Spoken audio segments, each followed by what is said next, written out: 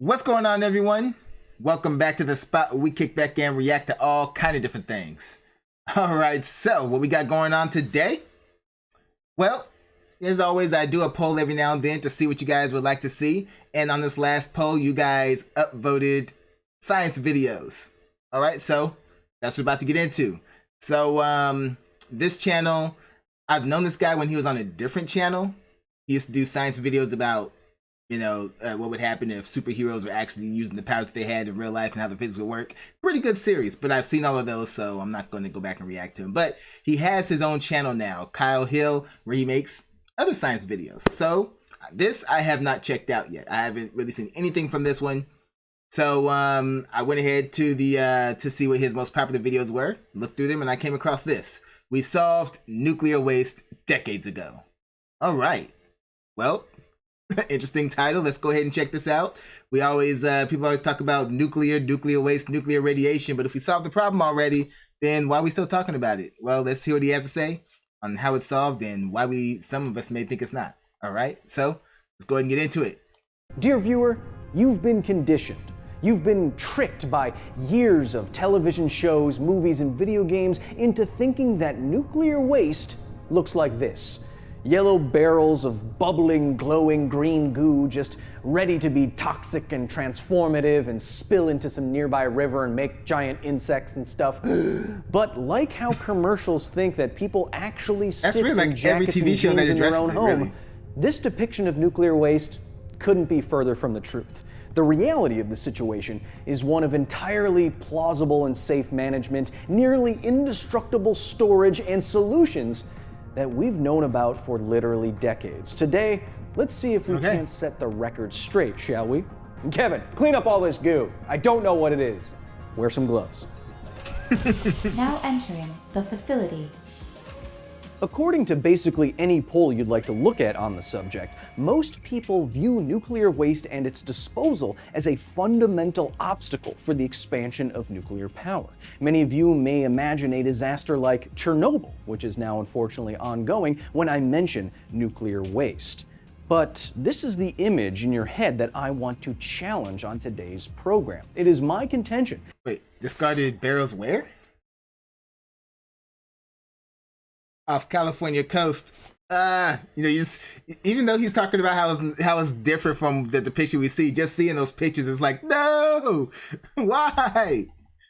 It's my contention that nuclear waste is nowhere near the problem you think it is. And this misconception is leading to both improper management of nuclear waste and it's inhibiting the expansion of nuclear power, which of course you know I'm for. So just so you don't think I'm in the pocket of big uranium here, today I will start from the ground up, point A to point B, give you all the facts, and eventually lead you through my reasoning. If at the end of today's episode you don't agree with me, that's fine. At least I think you have all the facts, which I ran by industry professionals before filming this video. So we begin. What is nuclear waste? All right, so just a quick poll. How many of you guys are for nuclear waste and against it? Let me know if by the end of this video, if you are against it, if he was able to change your mind at least a little bit. Nuclear waste, or radioactive waste more generally, is any waste that emits alpha, beta, or gamma radiation. It can be anything from spent nuclear fuel rods down to the gloves that nuclear engineers wear. And it comes from nuclear medicine, nuclear power production, and the reprocessing of nuclear weapons, as well as rare earth mining. To date, almost 500,000 tons of nuclear waste has been generated, though a third of that has been recycled. Instead of going to a dump or some large single area, because of public skepticism, nuclear waste is almost always either stored where it is generated on site, in pools of water, or in so-called dry casks above the ground, which we'll get to. Yeah, I called you Big Uranium because it sounded cool. Make the check out to Kyle Hill, H-I-L. Sorry, I was just subscribing to some magazines. Now, with thousands of tons of nuclear waste accumulating at sites all around the world, you may expect me now to start listing off all of the known environmental and health effects from nuclear waste. And that's what makes the public so skeptical, right? Well, I can't. properly managed nuclear waste has no currently known widespread environmental or public health effects. This isn't barrels and barrels of glowing green goo just waiting to poison your river. No, this is reconstituted nuclear material in ceramic and glass and encased in many kilograms of concrete and steel forever. Sounds like the world is more affected by the waste generated on TikTok. That's right, Arya. Does anyone know how to not dance like they're at a theater kid's boring wedding? Sheesh! What the world seems to have forgotten about, or over here roasting TikTok, okay. is just straight up ignoring, is that the non-nuclear waste we are producing right now, every second, is so much worse. It's literally killing us right now. Most of the world uses fossil fuels, right? Well, let's do the same comparisons that we just did on this program. How much fossil fuel waste is produced? Well, every year in the US alone, coal plants put more ash into the sky by weight than 300 times all of the nuclear waste ever produced in every single way ever. That happens every year. Yeah, that's quite the comparison right there. Look at those numbers. So, I always felt that fossil fuels is the worst, and I think this just confirms it. You just move away from that. Do the math, and an average coal plant in the US will put more ash into the air and the atmosphere every hour than a single nuclear plant will in its entire lifetime. Where does all this fossil fuel waste go? Well, look around. The trees, the topsoil, the atmosphere, your lungs. How does it affect people? 1 in 5 deaths can be attributed to the burning of inefficient fuels like gasoline and coal. And finally, have there been any large-scale health and environmental effects from proper management of fossil fuel waste? Well, yeah. Gas leaks, explosions, all the time. We hear about that. All the time. And you know, for me, I'm like I think that was one of the reasons I could never try to be a mechanic. Not the work, but just the smell of oil. Too much of that, for me personally, just makes my stomach turn. I can't. That constant oil smell. I'm like, if it makes my stomach turn, then what is it doing? Even for people who's like, oh, it doesn't bother me. But what about the long term? You know, like 1 in 5 deaths attributed to it. Let you know right there.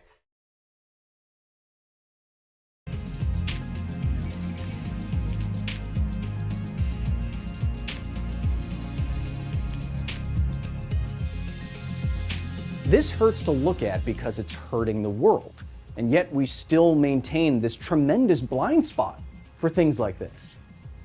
You remember this happening, right? It's true that radioactivity can be dangerous in a different kind of way, but even here, if you look into the numbers, just by nature of how coal is processed, it contains some amount of radioactive material. It comes from the ground just like everything else, and the average coal plant, through its ash, will put more radiation into the atmosphere than 100 times what a nuclear plant of the same size would. Look, I'm no expert here. I'm no scientist, but I think about radiation a lot. I do my research. I've been to Chernobyl myself. And I can tell you that I'd rather spend a week in Chernobyl, maybe not right now, than say a week in Beijing, when the air quality is literally so bad, it's worse than what the first responders at Ground Zero on 9/11 were breathing. Whew, remember this. That's a statement right there. Man. And look at that. Hold up. Bring that picture back. Look at that picture. And that's just ash in the air. This is worse than the foggiest of foggy days that I've seen. You know? I've seen foggy days so bad where it looked like it was like The Walking Dead, where people were like walking in and out of clouds and everything. That's what it felt like. And even this looks worse than that. And this isn't, you know, vaporized water. This isn't cloud forming like the way. No, this is ash. No, It's not good. Air quality is literally so bad, it's worse than what the first responders at Ground Zero on 9/11 were breathing. Remember, this isn't worst case versus worst case. This is not Chernobyl versus Exxon. This is complicated reality versus complicated reality. And right now, the reality is that fossil fuel is the invisible scourge that people imagine nuclear waste to be. But, Administrator, if nuclear waste isn't as bad as fossil fuel pollution, and the problem is already solved, what is the solution? Ah, yes, the whole point of this episode. And Arya, get Big Uranium back on the phone. I could use a new Lamborghini. Magazine subscription. I love the joke. Nothing I've said so far actually demonstrates that nuclear waste isn't dangerous, just that it's less harmful than other forms of waste. So let's talk about how nuclear waste is actually managed. Out of a nuclear power plant like the one behind me, there are three kinds of waste that can be produced. Low-level waste, which can be anything from papers to gloves that are lightly irradiated. Intermediate level waste that does require some shielding but decays well enough over time, and high-level waste. This is the stuff that people worry about, the stuff that needs to be cooled down in cooling ponds for a couple of years before being stored away. Now, even though this is the stuff people really worry about, it's only a tiny, tiny fraction of all the nuclear waste produced. In fact, on top of that, think about this. Just you know, what he's talking about, it's not as dangerous. On top of think about like it's not floating through the air. Like I said, they put it in water to cool it. Regardless of the time it takes to cool it, it's not giving particles into the atmosphere. It's not the same way as ash just floating around. We're not having green mist clouds floating in. You know, we don't have that. It doesn't happen with this. So I get where he's coming from with that. It's definitely may take a lot of time to manage, but it's manageable, way more manageable than what we're doing right now. Away. Now, even though this is the stuff people really worry about, it's only a tiny, tiny fraction of all the nuclear waste produced. In fact, all of the high-level waste ever created by every nuclear power plant in the world could be buried in just a football field-sized space. Yeah, nuclear power is just that efficient. Now, as we said, high-level waste is stored mostly above ground in so-called dry casks, giant concrete cylinders that can weigh as much as the world's heaviest door. And inside of them is not green goo like you imagine. No, it's glass and ceramic. Nuclear material melted down, combined with glass and ceramic and inert material such that the nuclear stuff stays cool and stays below critical. Despite a blue whale's worth of concrete, despite the known physics of shielding, the public still isn't comfortable with these casks. The San Onofre nuclear generating station found this out when they started transferring high-level waste to above-ground casks near a beach, and the people there are still protesting that, imagining that this will be a problem for millennia. However, what they may not realize is that the vast majority, over 95% of all nuclear waste, has a short enough half-life that it can decay on-site to the point of harmlessness in the lifetime of a power plant. Some longer-lived materials will have to be stored.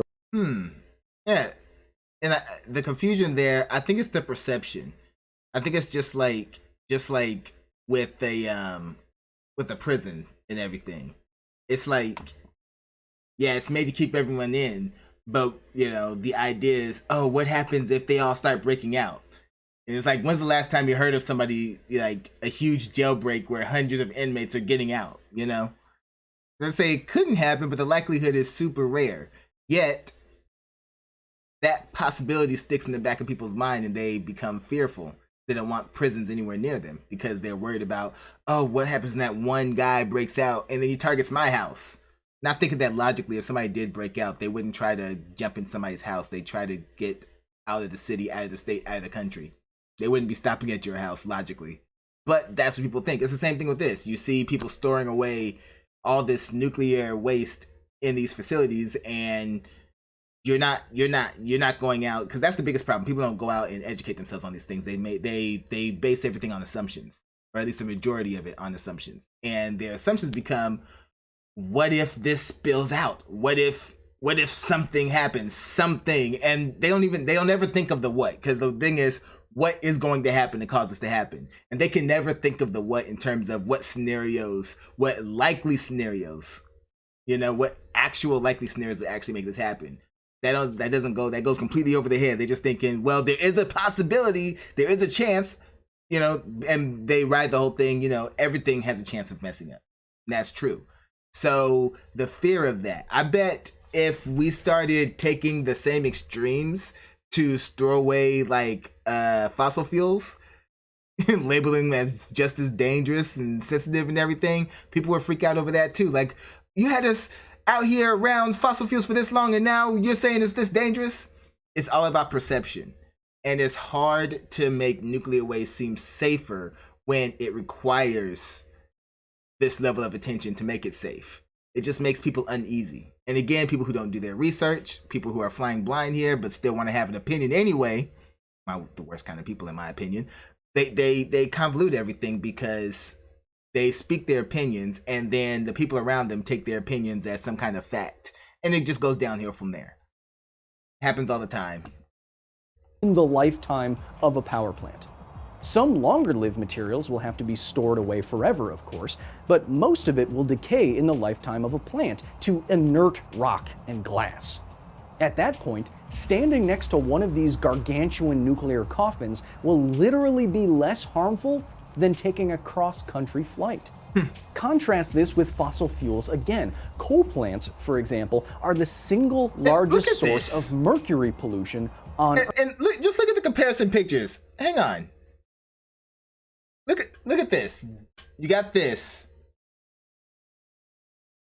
Then you got this. And yet the general public is more nervous about this. But this is fine. Right? Crazy. Plants, for example, are the single largest source of mercury pollution on Earth. And neurotoxic metals like this will never, ever lose their toxicity. Ever. They will always be a problem, and today they're not even contained. Administrator, your request for the new Lamborghini Aventador has been denied by Big Uranium. Oh, come on, how many sensible facts do I have to shill for a sick Lamby? When properly stored and managed, nuclear waste is just so much easier to deal with than anything that comes out of fossil fuel use and production. But what about in between nuclear waste production and storage? Couldn't some accident happen when moving nuclear waste around? That's a good question, Arya. I want to show you something. These are nuclear waste transport casks.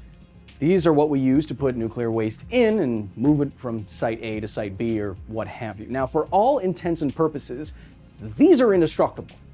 Like Hulk level, Infinity Gauntlet level indestructible. Watch this for a second. Yeah. You can throw a runaway train at one of these things and nothing happens. In the millions and millions of miles these things have traveled across the globe for decades, there have been 0 recorded accidents where one cracks open and stuff leaks out. There's nothing to leak. Remember, this is not green glowing goo. This is concrete and steel and glass and ceramic. And because of that, and because these things are so indestructible, it's very unlikely any of this is ever going to get weaponized like people are worried about. That's just not how these materials are going to work. What people should be worried about is something like a rogue piece of medical equipment somewhere, as unfortunately the entire city of Goiânia, Brazil found out a few decades ago. When properly stored and managed, nuclear waste might in fact be the safest waste there is. It just might be from the facts we're seeing here. And when you look at it that way, gotta blame the Simpsons on this one. Homer at the nuclear power plant. And I think people missed the joke about the Simpsons. The joke was that Mr. Burns, being so rich, was so cheap that he wouldn't put the money forward for any of the safety regulations that a power plant would need. So it was literally the vision of the world's worst power plant. That was the joke. But I think people missed that part of the joke and took the visuals, the fact that, yeah, green goo and barrels, that's pretty much what you always saw in The Simpsons. They're always dealing with things that are glowing green and everything, and all the episodes where people get radiation on them and start glowing green and weird things start happening. It's a cartoon, but at the same time, it messes with people psychologically even when they don't realize it, because they're not seeing the bigger joke here. The bigger joke over all of this is that it wasn't the fact that nuclear waste was harmful. It was the fact that he himself was too cheap to do it safely. In fact, they have the episode where the Dutch, I believe, was it? I can't remember if it was the Dutch or the Swiss, but I had to go back and rewatch the episode. But either way, they bought the power plant from Mr. Burns and they fixed it. It was perfectly safe and everything. They fixed everything up in there and had more repairs on the way. Then when he bought it back, he canceled all the repairs and turned it back into the crappy power plant it always was. Like, that was always the joke. It was always Mr. Burns' fault that the power plant was that bad. But that part of the joke is always missed. People just see the terrible nuclear waste, and like I said, it just feeds into your brain. And then every other TV show, movie, whatever that does the same thing, most likely taking a note from The Simpsons because they're so popular, it just continues to solidify it. And people just feel like, oh, nuclear waste is so harmful without doing any research. And did you see this? The video is apparently available for people to watch. It passed the crash test with a train. A train. See that? If that's not enough to make you feel safer about the situation, I don't know what will. Unfortunately, I feel like there's people who will see this and still dismiss it and still say, it still bothers me. They can't get over their own psychological issues with this particular topic. Sad. And all of this is even without the ultimate solution for all of this stuff that nuclear scientists and engineers have known about for decades. So with that, it's time to go underground. You would think if they've known for decades, they would have told some celebrities international the right way to do it, scientific right? consensus is that the best option for long-term storage of high-level nuclear waste is deep geological disposal. It sounds simple, and that's because it is. You dig a big hole that goes really far underground, you put the already safe dry casks in there.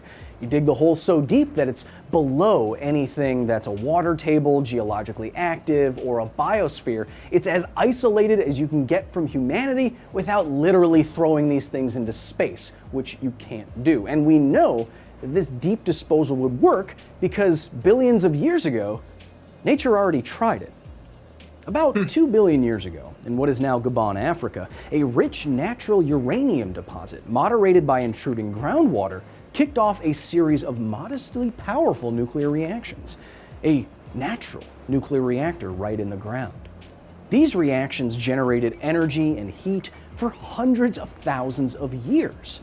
And I'm telling you this little geological factoid because in all of that time, with all of the movement of the underlying geology, with all of the erosion, with zero protection, zero storage, the waste from this natural reactor, which was in contact with groundwater, moved less than 30 feet away from the site. Even without decades of study backing it up, even without a metric buttload of specialized concrete shielding, this natural experiment worked, and it's good evidence that deep disposal is relatively safe. If this is such a good solution, why aren't we doing it? Well, why don't we ask the experts? I thought... So that lets you know, for everybody who's all, the nature people saying everything needs to be natural, nature did it. Nature stored away nuclear waste and did it efficiently. So yeah, there's no excuse for that one. You were an expert. Oh no, I'm just an expert at this.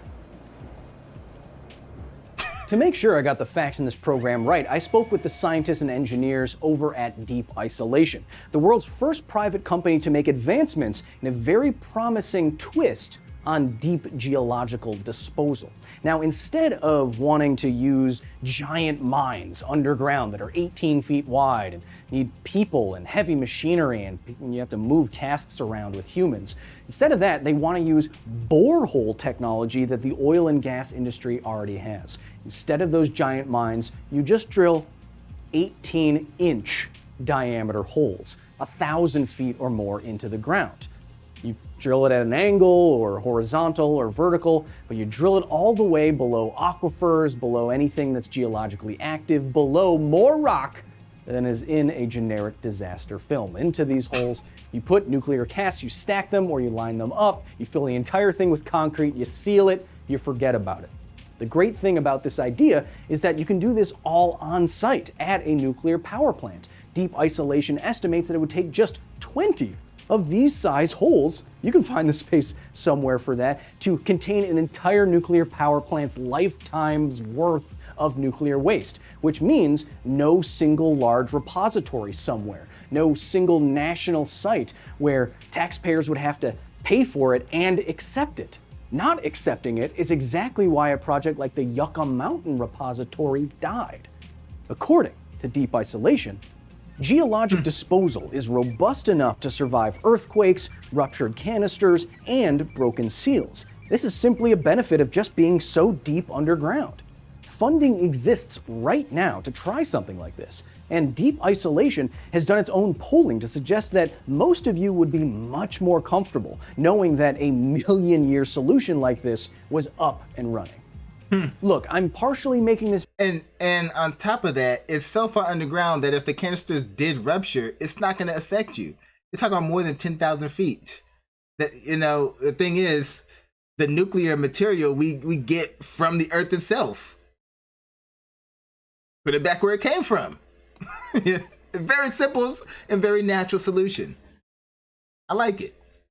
Video because yes, I am pro-nuclear power, but I'm mainly making it because this is a perceived, imagined problem that has an easy solution that's staring us right in the face. We have the funding, we have proven technologies, we have scientific consensus. The thing that's holding us back from storing all of the nuclear waste in the world right now, fear, is you. Public acceptance. Whether or not we store waste in a more safe and manageable way, whether or not we do that and then expand nuclear power and then use nuclear power to help fight climate change, that is all up to you. I believe I've given you an accurate portrayal of this landscape. Whether or not it changes your mind, I did all I could as your resident science boy. Until next time, I gotta go fuel up my Lamborghini Honda Civic. You heard that. Now exiting Love the joke. facility. Yeah, I know it's a $250,000 car. Do you know how hoarse my voice is from fact spewing? Oh. Thank you so much to the very nerdy staff at the facility for their direct and substantial support in the creation of this here video. Today, I want to recognize everyone who likes the video. It's an experiment, and subscribes to the channel. If you want to continue on this conversation, if you want to drape on a silky white lab coat, which we're actually making, if you want to join the Discord, see videos early. All right. Well, that's pretty much the end right there. So, let me know what y'all think. Did you change your guys' mind? Those who may have felt skeptical about it. I think for me, I didn't really have a horse in this one. I just wanted to see what the facts were, and yeah, I'm sold on it. I mean, if as long as everything he said in here is factual, and you can look it up and reference it, which he did a great job on the other channel he was on, so I'm pretty sure we can go ahead and fact check all of this. But with everything being what it is, yeah, you see how terrible we're doing with fossil fuels. And if we have all the tools to safely manage nuclear waste, then that's what we should be doing. It'd be the smarter move. But again, misconceptions, public perception, everything else. This is why education is so important. Misinformation holds us back so much. So I hope that eventually people understand what is safe, what's not, and how it works.